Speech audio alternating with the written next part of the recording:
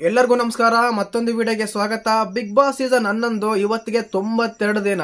ನಾನು 80 ದಿನಗಳ ಪೈಕಿ 80 ದಿನಗಳ ಆಟದಲ್ಲಿ ಯಾರು ಟಾಪ್ ಆಗಿರ್ತಾರೆ ಅಂತ ಇದಕ್ಕಿಂತ ಮುಂಚೆ ಒಂದು ವಿಡಿಯೋ ಮಾಡಿದ್ದೆ.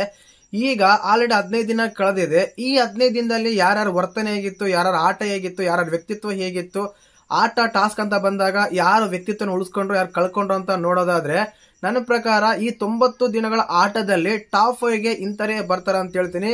ಒಂದು ಫ್ಯಾನ್ಸ್ ಗಳ ಮುಖಾಂತರ ಆಗ್ಲಿ, ಒಂದು ಇಲ್ಲ ಕಲರ್ಸ್ ಕನ್ನಡದ ಒಂದು ಇದಾಗ್ಲಿ, ಇಲ್ಲ ಆಟದ ಪ್ರಕಾರ ಆಗ್ಲಿ, ಇವೆಲ್ಲ ಕನ್ಕ್ಲೂಷನ್ ಬಂದು ಇವರು ಟಾಪ್ 5ಗೆ ಬಂದೇ ಬರ್ತಾರಂತ. ಇದು ಕೇವಲ ನನ್ನ ಪರ್ಸ್ಪೆಕ್ಟಿವ್ ಅಷ್ಟೇನೆ, ಎಲ್ಲಾರ್ದು ಅಲ್ಲ. ಯಾರ್ಯಾರ ಯಾವ ಕಾರಣಕ್ಕೆ ಬರ್ತಾರೆ ಅಂತ ಕೂಡ ಹೇಳ್ತೀನಿ. ದಯವಿಟ್ಟು ಚಾನಲ್ ಯಾರು ಹೊಸ ನೋಡ್ತಿದ್ರೆ ಮಿಸ್ ಮಾಡೋದನ್ನ ಸಬ್ಸ್ಕ್ರೈಬ್ ಮಾಡಿ, ಲೈಕ್ ಮಾಡಿ, ಶೇರ್ ಮಾಡಿ. ನೋಡಿ, ಮೊದಲನೇದಾಗಿ ನಮ್ಮ ಹನುಮಂತ್ ಅವ್ರು ತಗೊಂತೀನಿ. ಹನುಮಂತ್ ಅವರು ವೈಲ್ಡ್ ಕಾರ್ಡ್ ಎಂಟ್ರಿ ಬಂದಿರಬಹುದು, ಬಟ್ 2ನೇ ವಾರಕ್ಕೆ ಬಂದಿರ್ತಾರೆ ವೈಲ್ಡ್ ಕಾರ್ಡ್ ಎಂಟ್ರಿ. ಸಿಕ್ಕಾಬಟ್ಟೆ ಫ್ಯಾನ್ಸ್ ಫಾಲೋಯಿಂಗ್ ಇದೆ, ಸಿಕ್ಕಾಬಟ್ಟೆ ಆಡ್ತಾ ಇದಾರೆ. ಬಟ್ ಎಲ್ಲೋ ಒಂದು ವಾರ ಕಡಿಮೆ ಆಗಿತ್ತು ಅನ್ನೋದಾದ್ರೆ ಈಸ್ ಕಮ್ ಬ್ಯಾಕ್ ಅಂತ ಹೇಳ್ಬೋದು. ತುಂಬಾನೇ ಕಮ್ ಬ್ಯಾಕ್ ಮಾಡ್ತಾ ಇದ್ದಾರೆ ಲಾಸ್ಟ್ 3-4 ದಿನಗಳಿಂದ. ಒಂದು ಜೋಡಿ ಟಾಸ್ಕ್ ಆಡಿರ್ಬೋದು, ಇಲ್ಲ ವೀಕೆಂಡ್ ಅಲ್ಲಿ ಮಾತಾಡಿದ ಆಗಿರ್ಬೋದು, ಯಾಕಂದ್ರೆ ಒಂದು ಸಜೆಷನ್ ಕೊಟ್ಟಿದ್ದು ಆಗಿರ್ಬೋದು, ಮೊನ್ನೆ ಗೋಲ್ಡ್ ಸ್ಟಾರ್ ಅಂತ ಕೊಟ್ಟಿರೋದು ಆಗಿರ್ಬೋದು. ಇವೆಲ್ಲ ಕನ್ಸಿಡರ್ ಮಾಡಿದ್ರೆ ಫ್ಯಾನ್ಸ್ ಫಾಲೋಯಿಂಗ್ ನೋಡಿದ್ರೆ ಖಂಡಿತವಾಗ್ಲೂ ಇವ್ರನ್ನ ಫ್ಯಾನ್ಸ್ ಇರೋ ಲೆವೆಲ್ಗೆ, ಒಂದು ಪಾಪ್ಯುಲಾರಿಟಿ ಇರೋ ಲೆವೆಲ್ಗೆ ಖಂಡಿತವಾಗ್ಲೂ ಟಾಪ್ 5 ಮೊದಲನೇ ಸ್ಥಾನ ಪಡೆಯೋದ್ರಲ್ಲಿ ಯಾವುದೇ ಡೌಟ್ ಇಲ್ಲ. ಯಾಕಂದ್ರೆ ಅವ್ರಿಗೂ ಅರ್ಥ ಆಗಿದೆ ಆಟ ಹೇಗ್ ಆಡ್ಬೇಕು, ಹೇಗಿರ್ಬೇಕಂತ. ಈಗಿಂದ ತಿದ್ಕೊಂತಾರೆ ಕಂಪಲ್ಸರಿ. ಒಂದು ವೇಳೆ ಇದೇ ಆಟ ಕಂಟಿನ್ಯೂ ಮಾಡಿದ್ರು ಟಾಪ್ 5 ಬರೋದ್ರಲ್ಲಿ ಸಂದೇಹನೇ ಬೇಡ. ಇನ್ನು ಸೆಕೆಂಡ್ ಬಂದ್ಬಿಟ್ಟು ನಮ್ಮ ತ್ರಿವಿಕ್ರಮ್ ಅವರು. ಆಲ್ಮೋಸ್ಟ್ ಅಲ್ಲಿ ಹನುಮಂತ್ ಅವರಿಗೆ ತ್ರಿವಿಕ್ರಮ್ ಅವರಿಗೆ ಸೇಮ್ ಫ್ಯಾನ್ ಫಾಲೋಯಿಂಗ್ ಇದೆ. ಎಲ್ಲೋ 1% ಹನುಮಂತ್ ಅವ್ರಿಗೆ ಜಾಸ್ತಿ ಇರ್ಬೋದು, ಬಟ್ ತ್ರಿವಿಕ್ರಮ್ ಅವರಿಗೆ ತುಂಬಾ ಇದೆ. ಆಮೇಲೆ ಚಾನಲ್ ಸಪೋರ್ಟ್ ಕೂಡ ತುಂಬಾನೇ ಇದೆ ಅನ್ಸುತ್ತೆ. ಯಾಕಂದ್ರೆ ಆ ರೀತಿ ಎವಿಡೆಂಟ್ ಆಗಿ ಕಾಣುತ್ತೋ ಇಲ್ವೋ ಗೊತ್ತಿಲ್ಲ, ಬಟ್ ಆ ರೀತಿ ಅನಿಸ್ತಾ ಇದೆ. ಆ ರೀತಿಯಾಗಿ ಟಾಸ್ಕ್ ಅಂತ ಬಂದಾಗ, ಈ ನಡುವೆ ಮಾತಂತ ಬಂದಾಗ ತುಂಬಾನೇ ಮಾತಲ್ಲಿ ಬದಲಾವಣೆ ಆಗಿದೆ. ಬದಲಾವಣೆ ಮಾಡ್ತಾ ಇದ್ದಾರೆ. ಒಂದು ಆರ್ಗ್ಯುಮೆಂಟ್ ಆಗಿರ್ಬೋದು, ಯಾವ್ದೋ ಒಂದು ಸಿಚುವೇಶನ್ ಆಗಿರ್ಬೋದು, ಸ್ಟ್ಯಾಂಡ್ ತಗೊಳೋದಾಗಿರ್ಬೋದು, ಎಲ್ಲಾನು ನೋಡ್ತಾ ಇದ್ರೆ ಖಂಡಿತವಾಗ್ಲೂ ಅವರು ಕೂಡ ತುಂಬಾ ಬದಲಾಗಿದ್ದಾರೆ. ಆಟದ ಬದಲಾವಣೆ ಕಂಡಿದೆ. ಅದು ಅವರು ಕೂಡ ಟಾಪ್ 5 ಅಲ್ಲಿ ಇದ್ದೇ ಇರ್ತಾರಂತ. ಇನ್ನ ಮೂರನೇದು ಬಂದ್ಬಿಟ್ಟು ನಮ್ಮ ಮೋಕ್ಷತಾ ಮೇಡಮ್ ಅವರು. ಮೋಕ್ಷತಾ ಮೇಡಮ್ ಅವರು ಸ್ಟಾರ್ಟಿಂಗ್ ಇಂದಾನು ಆಟ ನೋಡೋದಾದ್ರೆ, ಆಟ ಹೇಳೋದಾದ್ರೆ ಏನ್ ಆಡ್ತಾ ಇದ್ರ ಅಂತ ನೀವೇ ಕಮೆಂಟ್ ಮಾಡಿ. ಇನ್ನ ಫ್ಯಾನ್ ಫಾಲೋಯಿಂಗ್ ಅಂದ್ರೆ ಬಂದ್ರೆ ತ್ರಿವಿಕ್ರಮ್ ಮೋಕ್ಷತಾ ಅಂತ ಬಂದ್ರೆ ಜಿದ್ದಿ ನಡೀತಾ ಇದೆ ಫ್ಯಾನ್ಸ್ ಫಾಲೋಯಿಂಗ್. ಆಟ ಆಡ್ತಾರೋ ಬಿಡ್ತಾರೋ ಗೊತ್ತಿಲ್ಲ, ಬಟ್ ಫ್ಯಾನ್ಸ್ ಅಂತೂ ತುಂಬಾನೇ ಅತಿ ಹೆಚ್ಚಾಗಿದ್ದಾರೆ. ಫೀಮೇಲ್ ಕಂಟೆಸ್ಟೆಂಟ್ ಗಳನ್ನ ಕಂಪೇರ್ ಮಾಡ್ಕೊಂಡ್ರಲ್ಲಿರ ಇನ್ನು ಗೌತಮಿ ಆಗಿರ್ಬೋದು, ಭವ್ಯ ಆಗಿರ್ಬೋದು, ಚೈತ್ರ ಆಗಿರ್ಬೋದು, ಇನ್ನು ಇರೋ ಕಂಟೆಸ್ಟೆಂಟ್ ಗಳು ಇದಾರಲ್ಲ, ಅವ್ರು ಕಂಪೇರ್ ಮಾಡ್ಕೊಂಡ್ರೆ ಹೆಣ್ಮಕ್ಳಲ್ಲಿ ತುಂಬಾನೇ ಫ್ಯಾನ್ ಫಾಲೋಯಿಂಗ್ ಇದೆ ನಮ್ಮ ಮೋಕ್ಷತಾ ಅವರಿಗೆ. ಆದ ಕಾರಣ ಟಾಪ್ 5 ಅಲ್ಲಿ ಇವರು ಇದ್ದೇ ಇರ್ತಾರೆ. ಆಟ ಗೀಟ ಎಲ್ಲ ಸಂಬಂಧ ಇಲ್ಲ. ನನ್ಗನ್ಸಿಮಟ್ಟಿಗೆ ಯಾವ ಒಂದು ಫಿಸಿಕಲ್ ಟಾಸ್ಕ್ ಆಡಿರ್ಬೋದು, ಇನ್ನೊಂದಾಗಿರ್ಬೋದು ಅಷ್ಟೇನು ಕಂಡಿಲ್ಲ.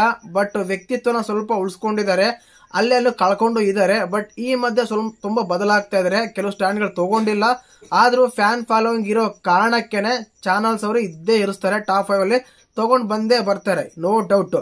ಈ ಮೂವರಾದ್ರು. ಇನ್ನು ಇಬ್ರು ಅಂತ ಬಂದಾಗ ನಾನು 80 ದಿನಗಳ ಆಟದ ತಗೊಂಡಾಗ ಒಂದು ಭವ್ಯ ಮತ್ತೆ ತ್ರಿವಿಕ್ರಮ ಹೇಳಿದ್ದೆ. ಬಟ್ ಭವ್ಯ ಗೌಡ್ ಅವರು ಕ್ಯಾಪ್ಟನ್ಸಿಲಿ ಯಾವಾಗಾದ್ರೆ ಮೋಸ ಮಾಡಿದ್ರು, ಆ ಟೈಮ್ ಇಂದ ಅವರು ಇಷ್ಟು ದಿನ ಆಡಿರೋ ಆಟಕ್ಕನೆ ಫುಲ್ ಡ್ಯಾಮೇಜ್ ಆಗಿತ್ತು. ಇಷ್ಟು ದಿನ ಕಾಪಾಡ್ಕೊಂಬಿದ್ದಲ್ಲ, ವ್ಯಕ್ತಿತ್ವನ ಕಳ್ಕೊಂಡ್ಬಿಟ್ರು ಅನ್ಸುತ್ತೆ. ಯಾಕಂದ್ರೆ ಅವರು ಆಟ ಆಡಿದರೆ, ಮೋಸ ಮಾಡಿ ಆಟ ಆಡಿರೋದು ಕ್ಲಿಯರ್ ಕಟ್ ಆಗಿ ಗೊತ್ತಾಗುತ್ತೆ.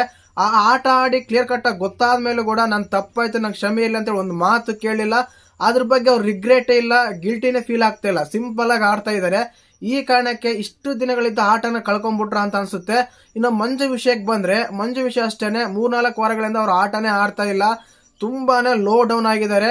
ಬಟ್ ಒಂದು ಅವರ ಬಿಗ್ ಬಾಸ್ಗೆ ಕಾಂಟ್ರಿಬ್ಯೂಷನ್ ಅಂದ್ರೆ ಇಷ್ಟು ದಿನ ಆಟಗಳಲ್ಲಿ ನೋಡಿದಾಗ ಅವರು ಕಂಪಲ್ಸರಿ ಟಾಪ್ 5 ಅಲ್ಲಿ ಇರೋ ವ್ಯಕ್ತಿನೇ ಅನ್ಸುತ್ತೆ ನನ್ನ ಪ್ರಕಾರ.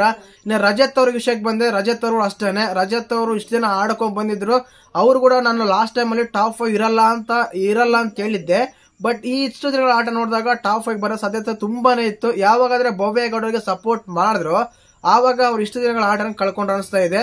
ನಾನು ಮೊದಲೇನು ಹೇಳಿದೆ, ಒಂದು ಹನುಮಂತು, 2ನೇದು ತ್ರಿವಿಕ್ರಮ, 3ನೇದು ಮೋಕ್ಷತಾ. 4 ಅಂತ ಬಂದಾಗ ಖಂಡಿತವಾಗ್ಲೂ ಮಂಜಣ್ಣ ರಜತ್ ಇಬ್ರು ಟಕ್ಕರ್ ಕೊಡ್ತಾರೆ ಯಾರು ಬರ್ತಾರೆ ಅಂತ ಹೇಳಿ. ನನ್ನ ಪ್ರಕಾರ ಈ ಬಿಗ್ ಬಾಸ್ ಗೆ ಕೊಟ್ಟಿರೋ ಕಾಂಟ್ರಿಬ್ಯೂಷನ್ ಆಗ್ಲಿ, ಆಟ ಬದಲಾವಣೆ ಆಗ್ಲಿ, ಈ ಕೇವಲ 3-4 ವಾರ ಅಲ್ಲ ನೋಡ್ದೇನೆ, ಹಿಂದೆ ನೋಡಿದ್ರೆ ಕಂಪೇರ್ ಮಾಡ್ಕೊಂಡ್ರೆ ಮಂಜಣ್ಣ ಬಂದೇ ಬರ್ತಾರೆ. ಇನ್ನು ಭವ್ಯ ಗೌಡ್ ವಿಷಯಕ್ಕೆ ಬಂದ್ರೆ ನನಗಂತೂ ಡೌಟ್. ಯಾಕಂದ್ರೆ ತುಂಬಾ ನೆಗೆಟಿವಿಟಿ ಸ್ಪ್ರೆಡ್ ಆಗ್ತಾ ಇದೆ. ಆ ಕ್ಯಾಪ್ಟನ್ಸಿ ಬಿಟ್ಕೊಡಿದ್ರ ಕಾರಣ ಡೌಟ್ ಅವ್ರು ಬರೋದು. ಇನ್ನು ಈ 5ನೇ ಸ್ಥಾನದಲ್ಲಿ ಮೂವರು ಇರ್ತಾರೆ. ಒಂದು ರಜತ್, ಅದಾದ್ಮೇಲೆ ಗೌತಮಿ, ಅದಾದ್ಮೇಲೆ ಭವ್ಯ. ಇವ್ರು ಮೂವರಲ್ಲಿ ಯಾರಾದ್ರೂ ಒಬ್ಬರನ್ನ ಸೆಲೆಕ್ಟ್ ಮಾಡ್ಕೊಂಡು ನಾನು ಹೇಳೋದಾದ್ರೆ, ಹೌದು ಭವ್ಯ ಗೌಡ ಒಂದು ತಪ್ಪಾಗಿದೆ, ಬಟ್ ಬರ್ತಾರೆ. ಟಾಪ್ 6 ಅಂದ್ರೆ ಅದ್ರ ಮಾತ್ರ ಭವ್ಯ, ರಜತ್ ಇರ್ತಾರೆ ಅಂತ ನನ್ನ ಪ್ರಕಾರ. ಟಾಪ್ 6 ಅಲ್ಲಿ ಇನ್ನೊಂದ್ಸಲ ಹೇಳ್ತೀನಿ ನೋಡಿ, ತ್ರಿವಿಕ್ರಮು, ಹನುಮಂತು, ಮೋಕ್ಷತ, ಭವ್ಯ, ರಜತ್, ನಮ್ಮ ಮಂಜು, ಇವರು ಟಾಪ್ 6 ನನ್ನ ಪ್ರಕಾರ ಅನ್ಸುತ್ತೆ. ಮತ್ತೆ ನಿಮ್ಮ ಪ್ರಕಾರ ಯಾರಿರ್ತಾರ ಅಂತ ಕಮೆಂಟ್ ಮಾಡಿ. ಹಾಗೇನೆ ವಿಡಿಯೋ ಇಷ್ಟ ಆದ್ರೆ ಲೈಕ್ ಮಾಡಿ, ಶೇರ್ ಮಾಡಿ, ಸಬ್ಸ್ಕ್ರೈಬ್ ಮಾಡಿ. ಜೈ ಹಿಂದ್, ಜೈ ಕರ್ನಾಟಕ.